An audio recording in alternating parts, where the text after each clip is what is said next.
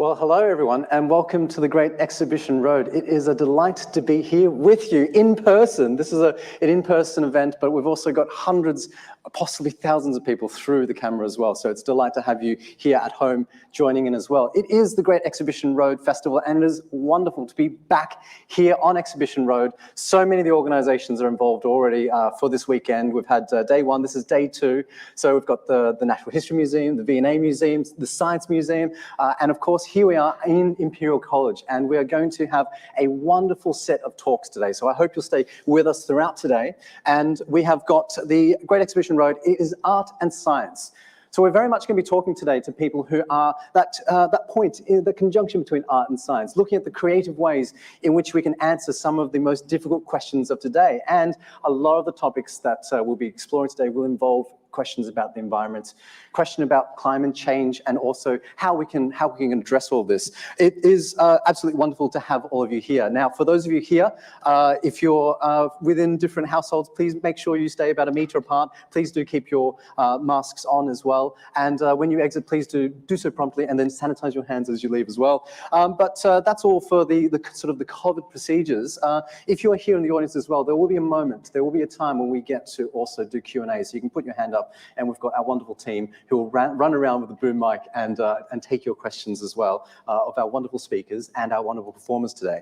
So, and those of you watching at home, you are also encouraged to give us questions as well, and you can do that at any time you want. In fact, I encourage you, as soon as a question is sparked in your mind, just drop it in, because it means that we'll be able to facilitate as many questions as possible. We'll try and get through as many questions as possible. But today you've got a wonderful session. Now, Treephonia, Reimagining Our Planet Through Sound, is a wonderful experience. I've just seen the rehearsal and it is fantastic. So I can't wait for you to experience it as well. It's about how music can help us forge new relationships with our environment and the spaces that we inhabit. And Andrew Joe, who's just here by my side, is the wonderful person who has coordinated this massive project that is at the Royal College of Music. There have been 17 composers involved, and each of those composers have explored the idea of what it's like to engage with our environment, specifically in Kensington Gardens. So it's just at the very top of the Albertopolis, you know, the area that we're in at the moment. Exhibition Road runs right through that. So it is our local environment, your local environment. You can go to it, experience it for yourself later on as well. But as I say, if you're watching at home, drop in your questions. And for those of you here, keep those ideas coming through. See what you've got that you'd like to ask Andrew. But I think that's for me, that's all. And now if I can hand over to Andrew, and please give him a big, Great Exhibition Road welcome to our stage.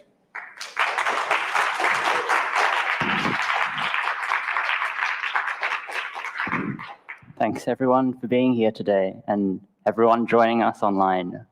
Today, I will be speaking about art, science, music, and trees, and our ever-changing relationship with sound and our environment. So to begin with, I'd like to play a sound for you.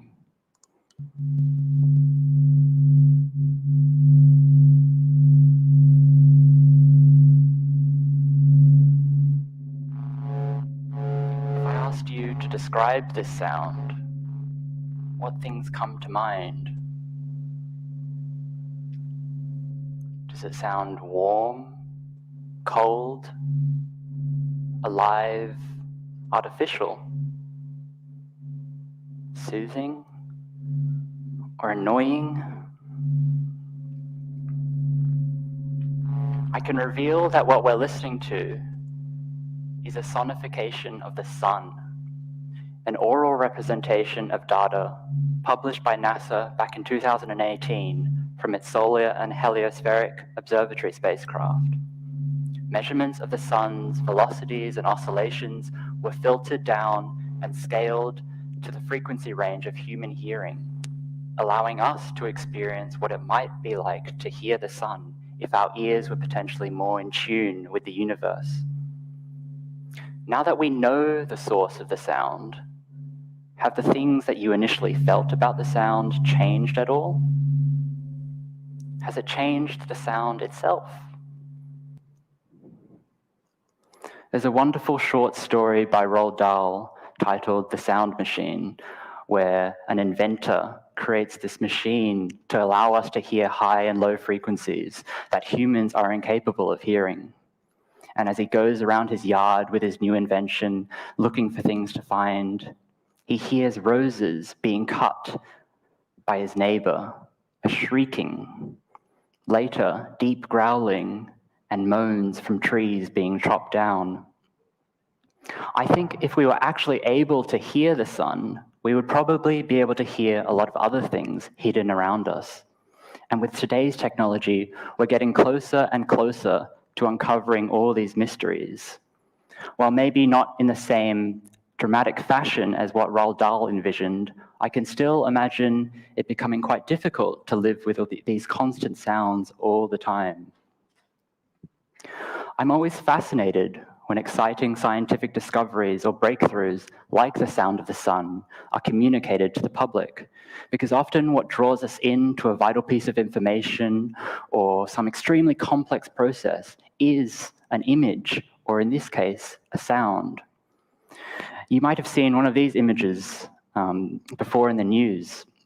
And I think a lot of work has to go into producing something like this, which conveys both accurate information as well as being an intriguing entity in its own right. And I don't think it's some form of attention grabbing or sensationalism. I think it's part of a storytelling process deeply ingrained within us that's crucial to how we communicate with one another. The immediacy of appealing to our visual and oral senses to elicit a feeling becomes the gateway to our exploration. First, we're amazed by something that we couldn't imagine ourselves. Then, guided by our curiosity, we're given the opportunity to investigate and to find out how this new idea relates to our own perception of the world. So when I think back to what really has been achieved through this sonification, beyond its implications of furthering our understanding of the sun, I really see this as an opening to question the fundamental divide between science and art. Because what this scientist may not have realized is that in objectively representing the sound of the sun, I believe they made a significant act as a composer and as an artist. You see, as composers, we often start with an idea or some kind of material. And in the process of following where that idea takes us and what possibilities emerge, we filter out what is unnecessary, reject paths which seem to lead us to dead ends, and try to remain true towards a work that in the end, hopefully has a true sense of feeling and identity. In a very similar way, this scientist started with their material, a set of concrete data, and they processed and filtered down to what they believed to be essential. In this case, they removed spacecraft motion effects and other forms of instrumental noise. They transformed their data from something which, to begin with, was quite complex and abstract, into a form and context which is more tangible for us humans to understand, or more importantly, experience. And I imagine if you gave the same data set to 100 other scientists around the world, we would have 100 variations on the sound of the sun, each with subtle differences in texture and quality based on every scientist's own methods and available technologies. In both cases, the composer and the scientist are rigorous in presenting what they believe to be some truth about the world, and they push further and further towards a truth which is constantly in question. Now let's return back to Earth, as today's talk is about trees.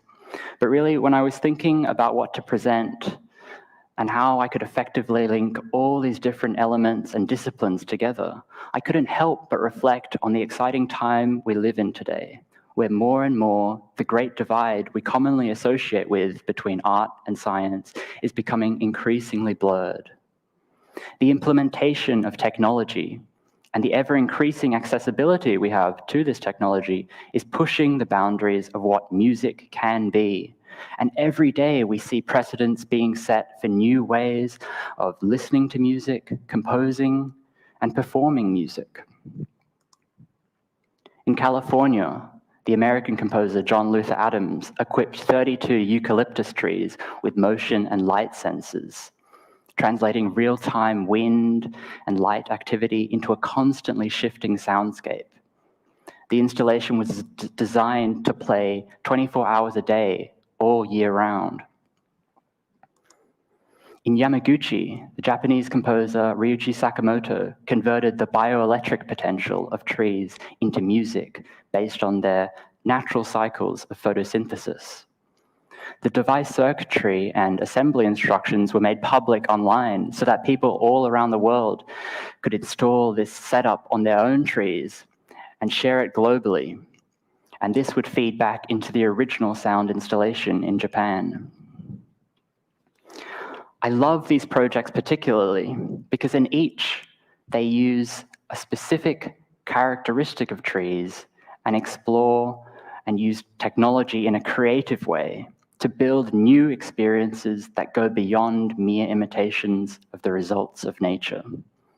This type of music exists in this strange realm on the border of fact and feeling, where it seems like the composer really has done no work at all, and that nature has perfected its own music, and the composer is just here to say, hey, come and listen to this over here.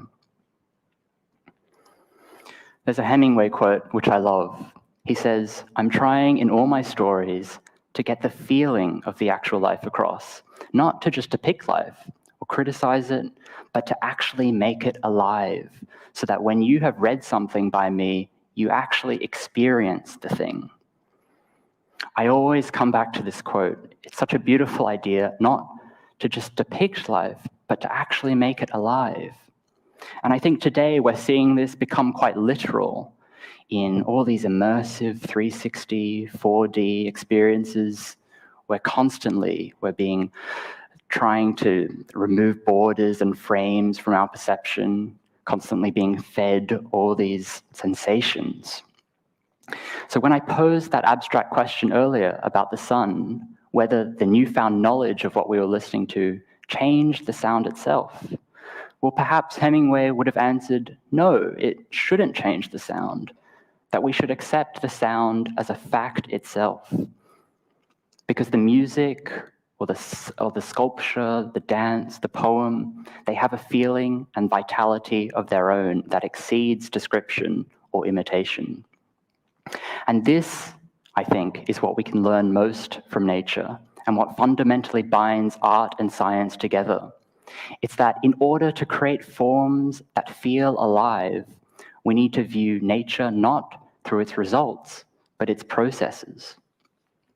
And if we can appreciate our work through process and its unique processes, we can create worlds and relationships within that world which feel natural and deeply personal to all of us.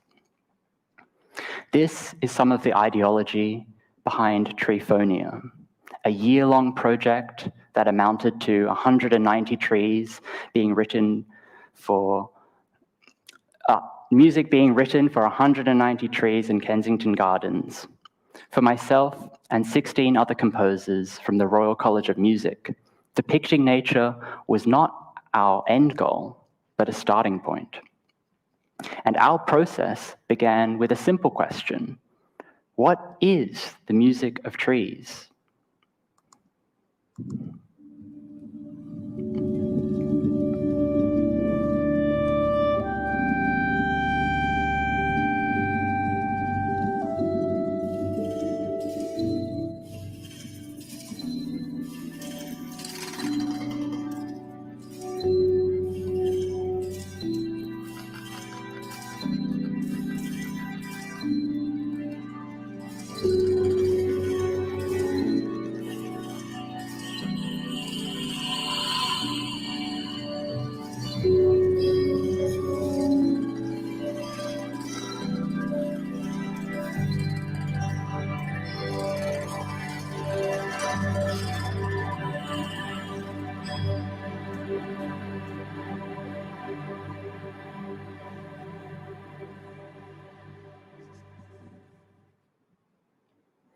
It's difficult to imagine what the music of trees is, What does it even mean, that question?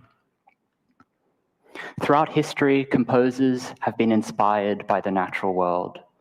In his Sixth Symphony, Beethoven employed woodwind instruments to explicitly imitate bird calls. The symphony is full of expressions of natural settings, and you can see in the score the clarinet, for example, given the role of the cuckoo. Wagner's opera Das Rheingold opens with a single E-flat major chord that extends over 4 minutes, transporting us to the depths of the River Rhine with all its majesty and treasures.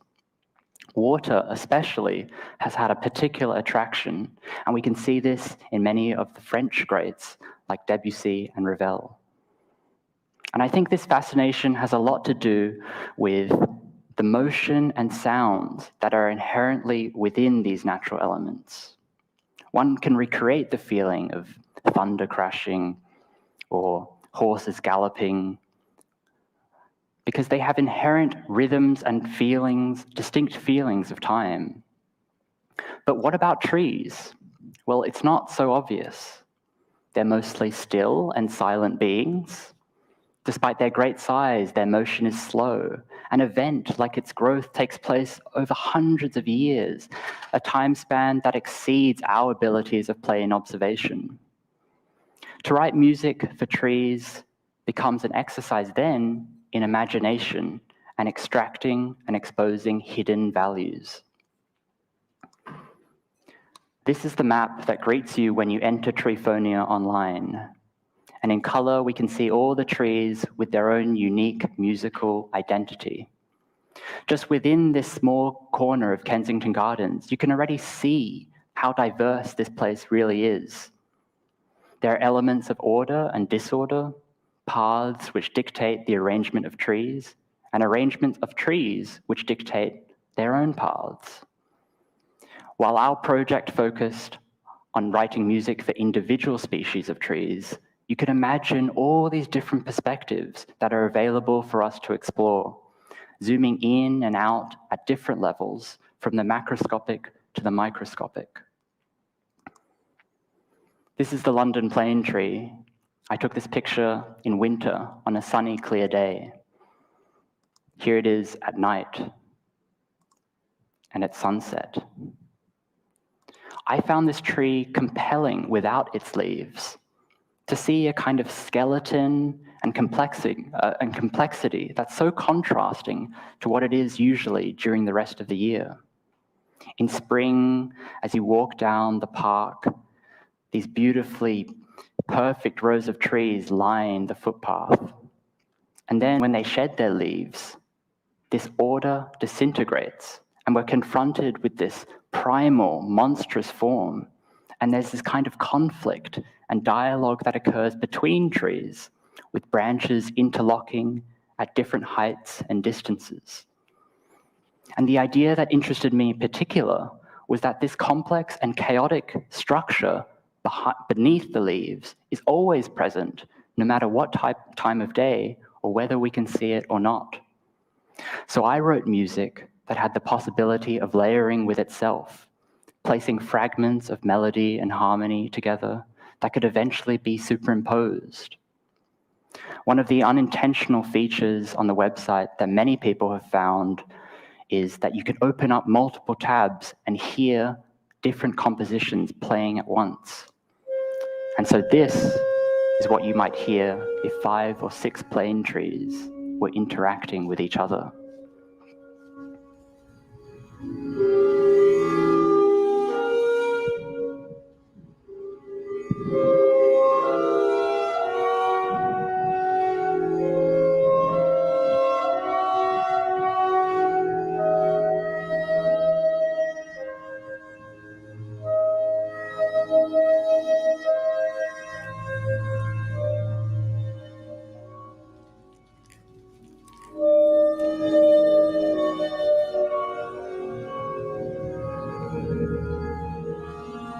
When we're open to discovery and curious about process, nature has a way of demanding our focus and attention. We can come back to the same tree every day and experience something new. This act itself is a process.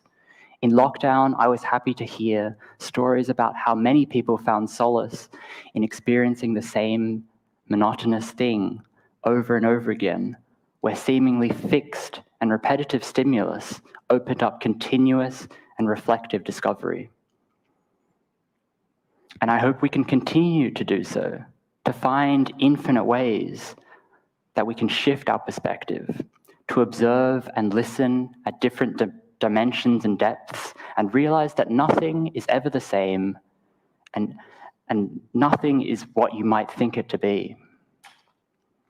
I want to highlight 3 examples of works for trees written by my colleagues, and while I can't promise to share or understand their personal process, I'm fascinated by each purely as a listener.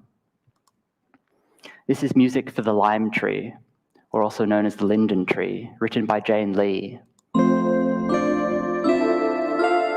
It's one of the most common trees in the royal parks. And instead of just writing one work for an entire species, Jane wrote 65 variations for each individual tree. The works contain the same harmonic structure and rhythm, but each differing in melodic activity, density, and tone color.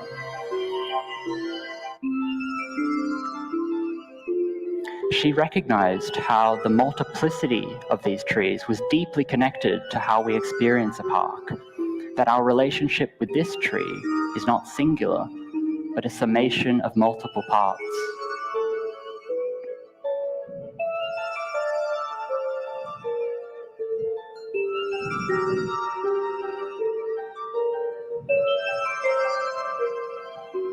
Just a few weeks ago, I was on a road lined with plane trees, and I took this picture of the bark of 5 of the same species, all in close proximity with one another. I was amazed at how each tree, despite being the same species, their barks, they told a different story. And I was closely reminded of Jane's variations and understood why she chose to do so. This is the hornbeam, known for its hardness and strength. Yanis Marimathis, in his notes, tells us that the piece makes an attempt to shed light on a sound experience from the inside. It's a textural and percussive piece that we can associate with material and tactile sensations. At one point, these sounds are wooden, and then they transform to something almost metallic, machine-like. The sounds are persistently rough and active, and we have no choice but to listen to the physicality of the music. Terence Wong, in his piece for the Red Oak, tells a similar story from the inside of a tree. But instead of looking internally at the roots and structure, he looks outward, imagining our world through the perspective of a tree, hearing children playing and bells in the distance.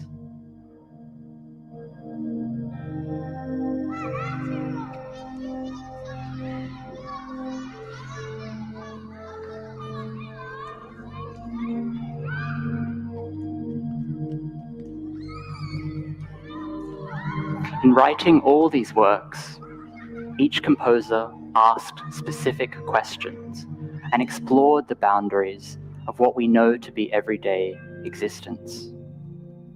We worked alone, but also knew that our pieces would be part of a larger ecosystem. And this leads to one of the most important parts of Treephonia, a style of collaboration where we investigated not only the unique voice of each tree, but how they vocalize together. From the start of the project, we all agreed to work individually, not discussing any collective plans or approaches. We could have tried to come up with a hypothetical sound of Kensington Gardens, perhaps assigning certain rules and parameters to our work so that they harmonized and complemented each other. But when so much of our work is built on questioning this very relationship, and each composer has their own idea of what is harmonious, it would have been impossible to go down that route. And so what might have seemed as anti-collaborative to begin with became a joint exercise in letting go and leaving some things to chance. These red tree icons are scattered around the map and give just a glimpse of these chance results, where purely based on the physical layout of the park, groups of 2 or 3 species of trees and their music were put together. What we get are examples of chaos and contradictions, but also remarkable coincidence.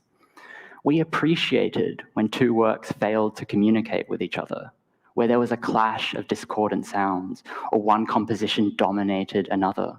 We see this competition regularly in nature, and it was a reflection of our process.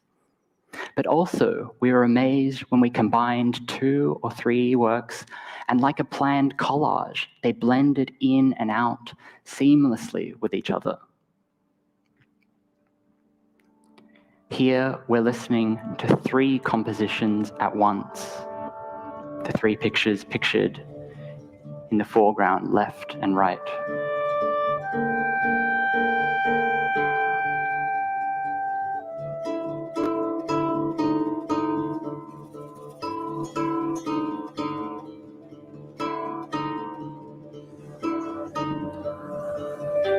It's this very fact that we can make some sense of seemingly separate and isolated material brought together by chance that makes us human and reveals how we interact with our environment.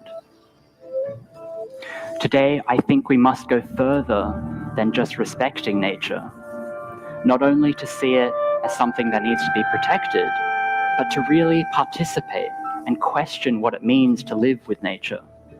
To realize that we are a part of nature, and we are a part of this ever-changing and complex process that spans a variety of experiences. Through music, and in turn, listening, we may begin to explore the totality of this relationship. And so, I come back to that question. What is the music of trees? Well, after sharing all these approaches and all this exploration, I'm in the same boat as Linus here, and I'm happy to say that it will always remain a question. Thank you.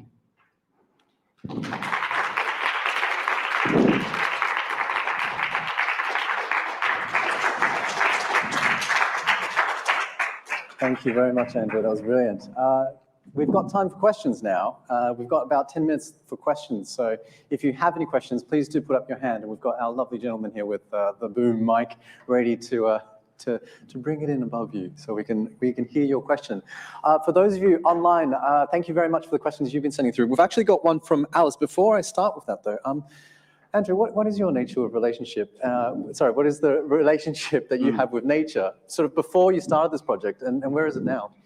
Yeah, well, I'm from Australia, so as soon as anyone thinks about Australia, they tend to think about nature. But during my childhood, I wouldn't say that I looked at a tree and felt particularly moved or emotional about it.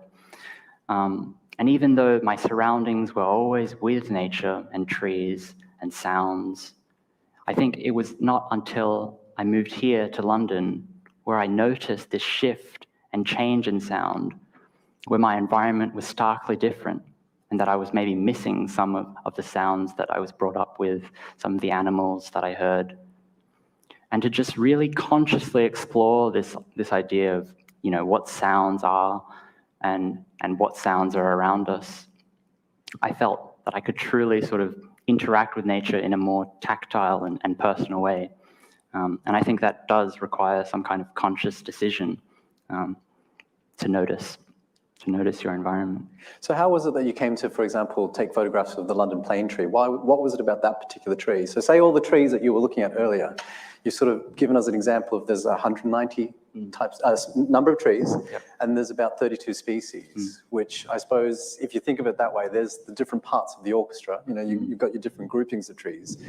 Why did you choose to make the London plane tree sort of your diva? Why did that become sort of the star piece for you? I think just because I'd seen this tree, or felt it at least, all around London. I had no idea what it was called, but realized that this tree is everywhere. It's pretty much on every street, and it's one of the most populated trees in London. And just the fact that it existed in multiple places, not only in the parks, but the trees, and understanding that relationship we have where, you know, the city and buildings are a part of nature as well, and exploring that relationship really interested me. Fantastic, thank you.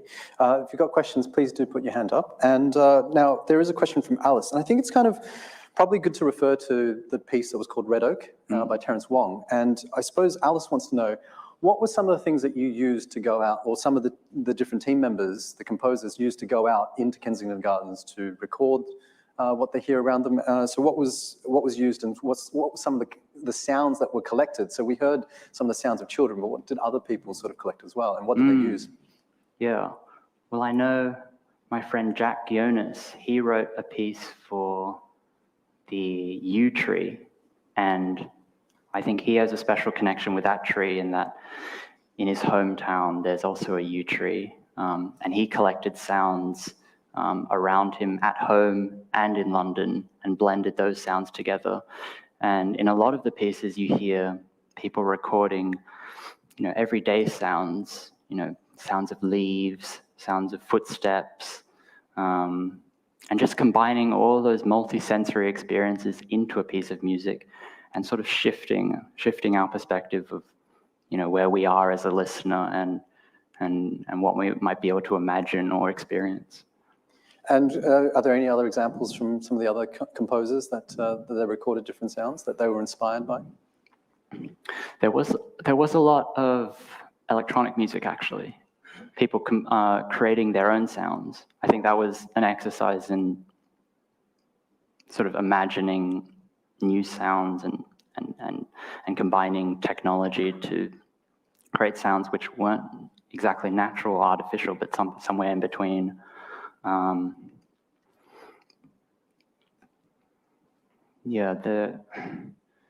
know in my piece I recorded, you might have heard earlier, there was leaves crackling. I can't remember. You're gonna have to go on the site and explore for yourself. I mean, the other question for me is, Yeah.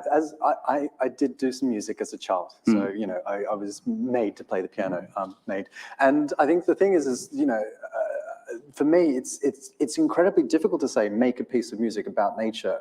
Was it the same for you as a trained composer and all the other people who are also trained composers? Is this, you know, is nature a good composer for a start, and then when you're being inspired by nature, you were talking about sort of the abstract elements of it. Is it a difficult exercise? Is it an engaging exercise? I think it is, but... Yeah, I think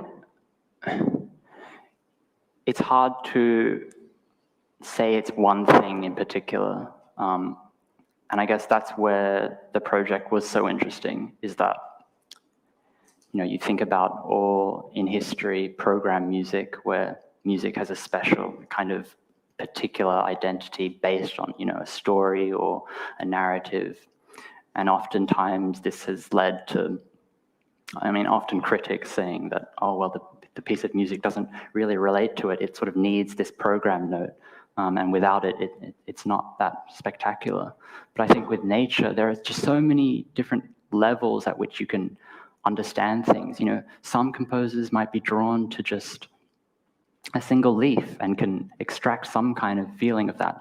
A lot of the times, a lot of these works were personal and more about emotional feelings rather than the structure of trees. And I think it's just that multitude of different ways you can look at nature. Well, I think what's surprising is for some of the people watching at home at the moment, they've already dropped in comments saying, and there's quite a few comments that round up around the same thing, which are they saying that there's a couple of people who are saying that their cats are really enjoying these soundscapes and they're contentedly purring at home at the moment. So I think, you know, there's certainly an emotional enjoyment from the cats at home. But there's another question from Alice, which also relates to the sounds that we're hearing. You know, the frequency of the sounds of trees, do you think that, we know that cats can't hear it, but do you think the insects and the animals also interact with it out in nature as well? I haven't done personal research on this. I know there was this project, I think is still going on, that was recently in Kew Gardens by this designer called Alex Metcalf, called the Tree Listening Project. And he used specialized microphones attached to trees, and we could actually hear the sort of movements within the tree. In terms of animals and insects, I think they must, and it also tells us a bit about how we listen to things, not just with our ears, but we also feel things, whether we know it or not. Our eyes flicker and our skin vibrates, and these sort of things all sort of relate to what we hear. Now, we are going to hear a meditation that you're going to take us through, and that includes a piece of newly composed music, which is being played live for you as well. So I need to tell everybody that there is also going to be two musicians who will be joining you from the Royal College of Music, which of course is very close by. It's nearby to here. And so we've got Nikki Musavi on cello, and we've also got Rennie Sutherland, who is going to be playing the clarinet. So tell me about your time, because you're a recent graduate of the Royal College of Music. Just tell me a little bit about your time working on this with the Royal College of Music and that relationship that you formed with the musicians as well in terms of pulling this together. Well, it was sort of a crazy exercise. We had a whole year to write the music, and I guess that gave everyone an opportunity to look at their trees at different times. But also for composers to work with performers in many different ways, and tell the story of their own tree to performers, and oftentimes that led to dialogues with the performers.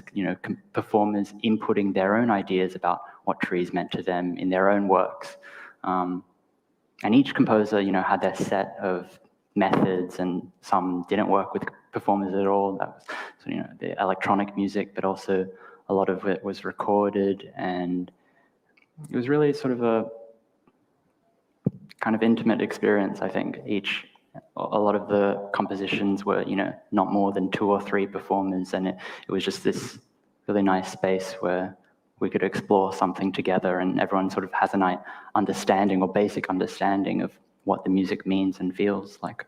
And that piece that you actually played for us, where you had 3 composers bring together this piece that seemed to just unify so beautifully, is that a common thing? Is that rare? Is it something that you hear a lot, or is it just? So that was one of the sort of beautiful coincidences that we came to discover. 2 other composers helped with that process, Jack Gionis and Ben Munro, and we just looked at put sort of a circular area on the map and said, if I was standing here, what pieces of music could I hear in close proximity? And in an almost scientific way, we said, these three, going through every permutation. And yes, we probably did find majority of the time. And I mean, this is biased to what we perceive as to be harmonious, but a lot of the time they didn't work, and that's expected. But there were times, and I think everyone was conscious that pieces would be played next to each other. A lot of the pieces have empty space, and they don't use much of a huge range. They focus on a specific idea, and I think this is specificity that allowed us to have these coincidences where someone would work on low sounds and someone would work on high sounds, and together they would just work together. I just love the idea of how serendipity sort of made it all unify as well. Well, we're going to hear your meditation now. And so I'm really excited to sort of introduce Nikki and Rennie to the stage as well. But everybody, please give another warm thank you to Andrew. And then we're going to have your meditation.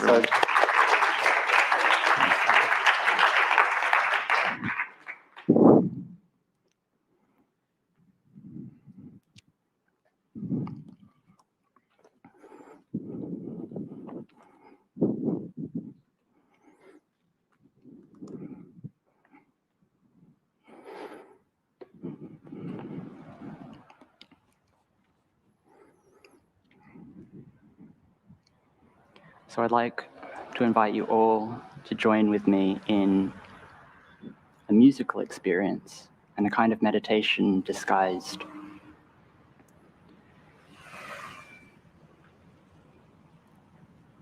It's a chance for you to listen and also channel your imagination.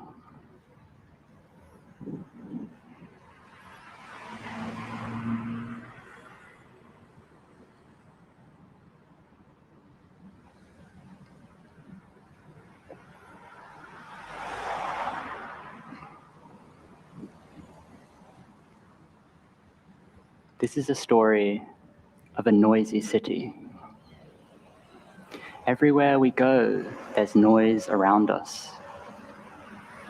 Even in a peaceful place like a park, it's impossible not to hear the drone of engines, machinery in the nearby distance, or sirens right against our ears, warning of danger miles away.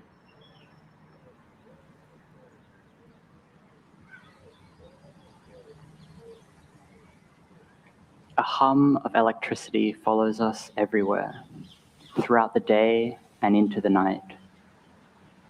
Often we find our only escape is to replace the noise of the city with even more noise from our devices, from the media we consume, and even from the dialogues we have with one another. Sometimes noise can feel comforting. Other times it can become unbearable to just simply listen.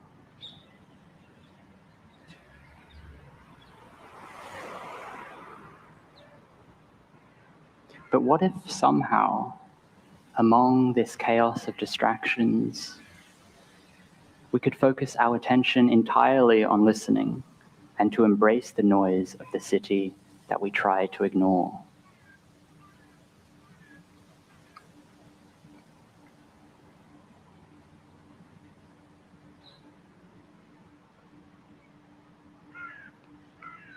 I try my best to do so. To listen without any thoughts or ideas, without trying to solve or understand anything, but just to listen.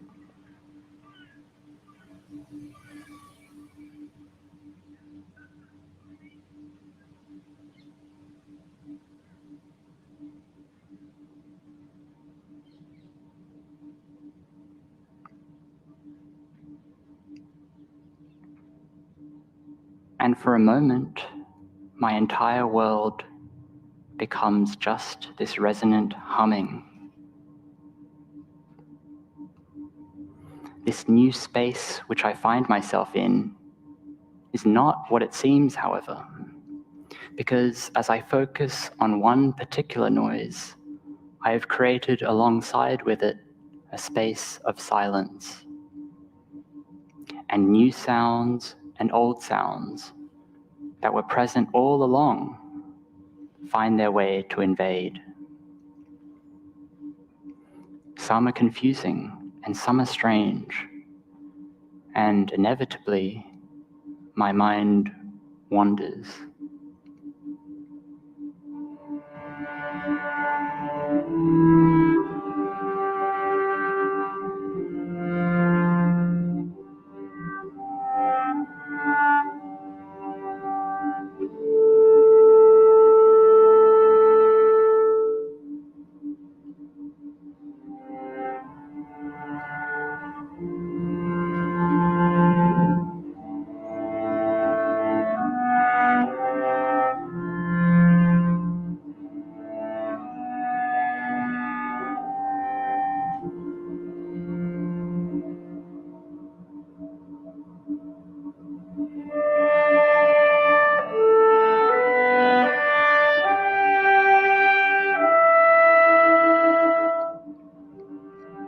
My mind wanders in no particular direction, moving one way and then another,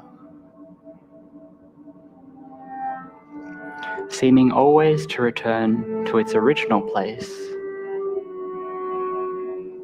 and then moving away again, like branches swaying in a gentle breeze.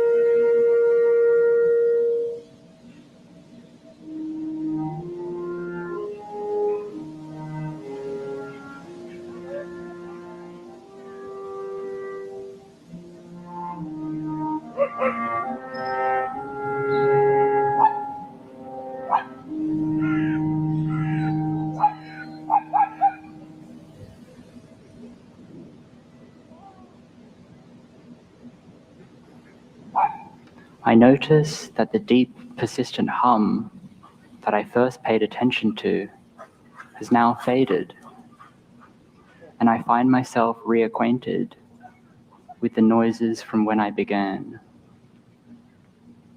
Just by listening carefully to the layers of sound that surround me, I feel I can truly know this place as if I've always been here. This is a place where I've become familiar with many of its sounds, and where I invite other sounds to freely come and go.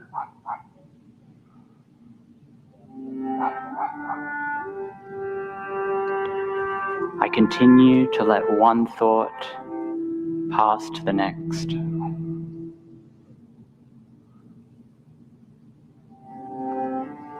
I appreciate the abstract shape of the thought, its weight, size, or color.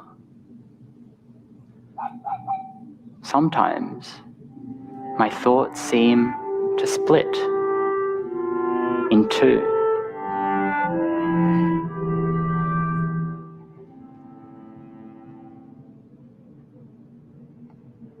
It's as if they're tracing individual paths up a tree.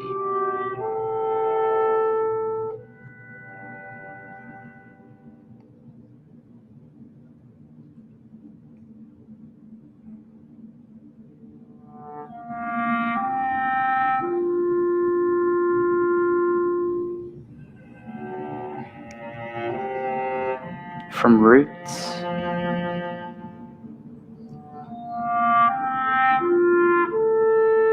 to trunks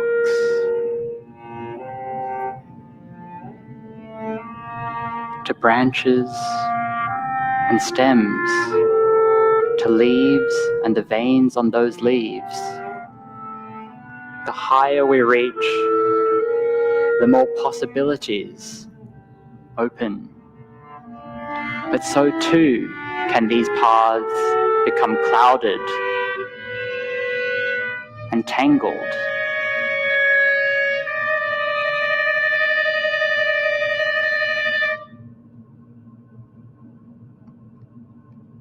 This is the way nature is, not charming and simple, but a great force that's mysterious and fearsome. At night, the trees that once provided shade and protection now are suffocating and dangerous. Silence can be frightening.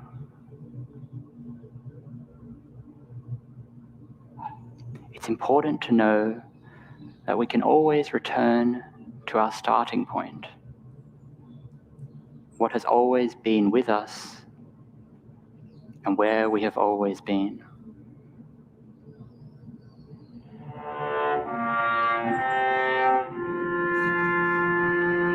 Finding our way back to our roots, we can begin to grow again.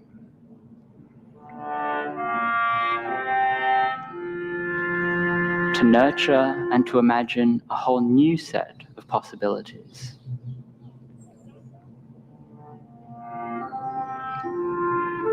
Clearer paths ahead that exceed boundaries. High above the canopies of trees where birds fly.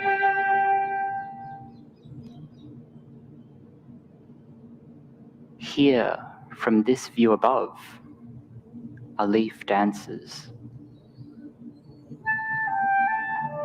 It sighs with the autumn wind, looping, gliding, delaying its inevitable fall back down to earth.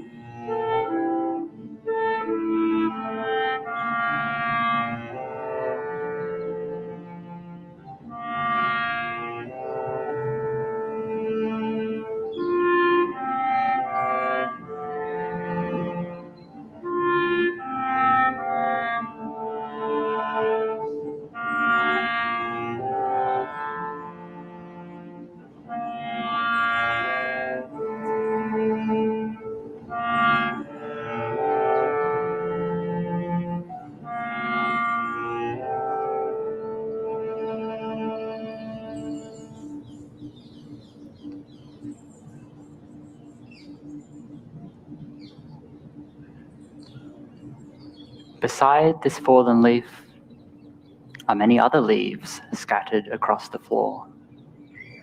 And among these leaves are several twigs, small stones, and patches between grass where soil is exposed. At a glance, these elements appear to be random. Yet, like the freshly fallen leaf, I know each twig and stone has had its own unique journey in time to be where it is now. I slowly scanned left to right, behind and in front of me, noticing each object one by one.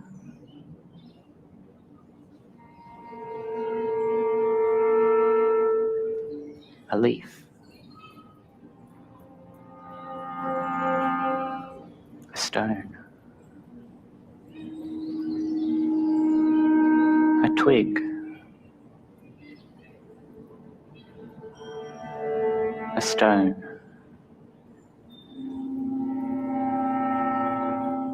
a leaf,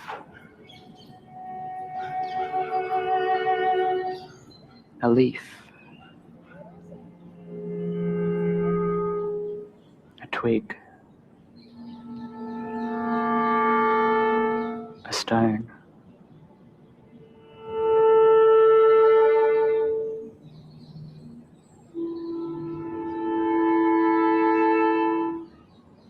The more I pay attention, the more I feel like patterns are emerging.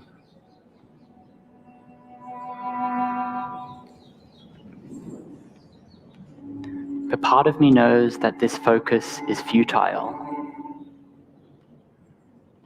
that true nature is ungraspable. And in a blink, all these elements will become random again.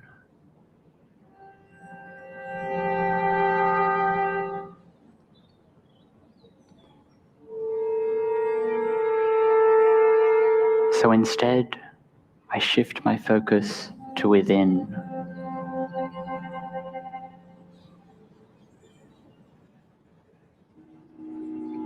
To my breathing,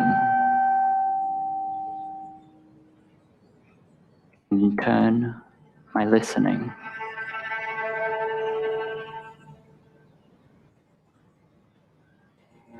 Instead of trying to piece together all these loose fragments, I simply step back to see and hear things as they are.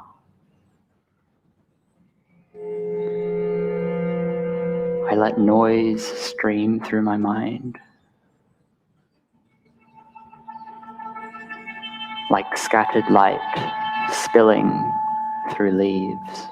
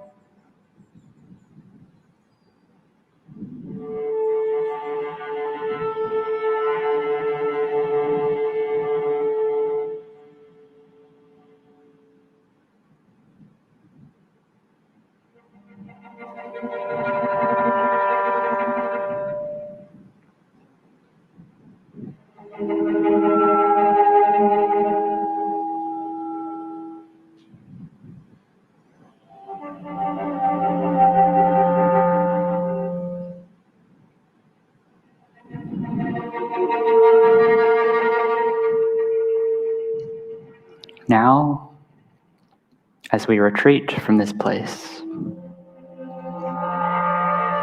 our story comes to an end.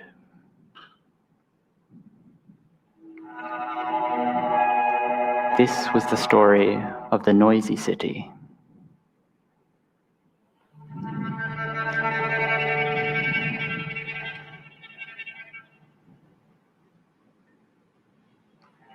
A Again and always, I listen to the sounds of the space I am in, and to the space in between the sounds.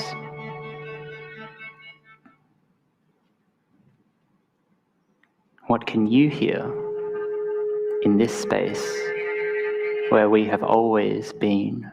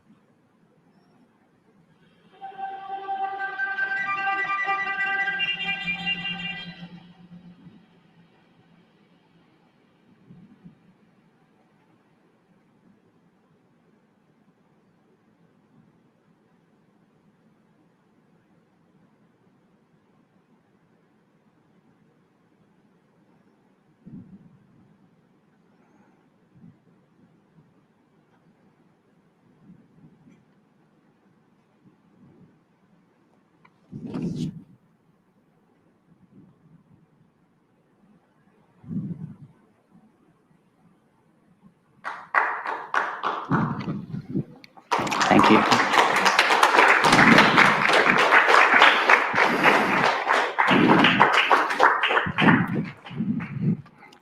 Thank you very much to Andrew, to Rennie, and also to Nikki. Thank you so much.